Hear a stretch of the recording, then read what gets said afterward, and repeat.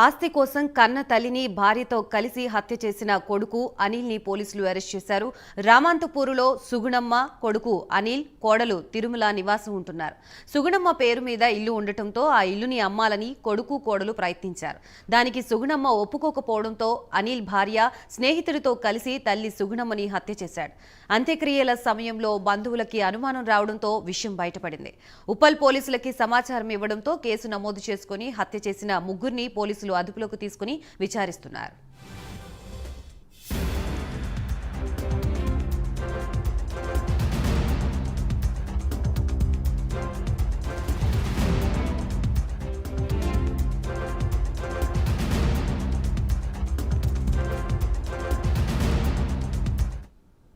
హైదరాబాద్ రామాంతపూర్లో జరిగిన దారుణ హత్యకు సంబంధించి మనకు మరిన్ని డీటెయిల్స్ అందించడానికి మా ప్రతినిధి కుమార్ సిద్ధంగా ఉన్నారు.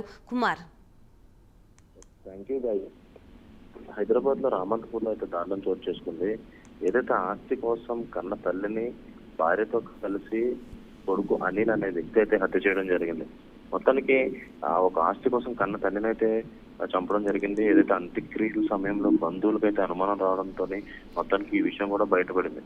వెంటనే దీనికి సంబంధించి కూడా పోలీసులకి అయితే ఫిర్యాదు చేయడంతోనే ఉప్పల్ పోలీసులు అయితే దీని మీద అయితే కేసు అయితే నమోదు చేశారు. అలాగే సమాచారం అందుకున్న వెంటనే కూడా దీనిపై కేసు నమోదు చేసి ఆ ముగ్గురిని కూడా అదుపులోకి అయితే తీసుకోవడం జరిగింది.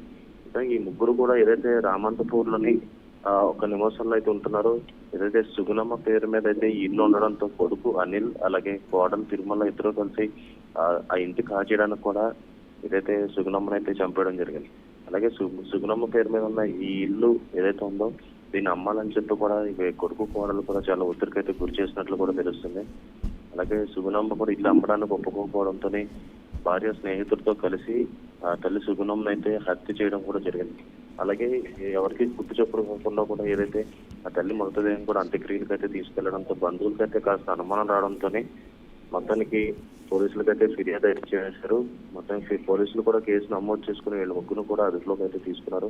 వీళ్ళు పూర్తి విచారించాక కన్న తల్లిని వీళ్ళే హత్య చేశారని పోలీసులకి అయితే ఒక ప్రాథమిక అంచనాగా అయితే వచ్చారు. మొత్తానికి ఈ కేసు మీద అయితే పూర్తి దర్యాప్తు చేస్తామని చెప్పి కూడా పోలీసులు అయితే తెలియజేస్తున్నారు. Gayatri, right, thank you for the update Kumar.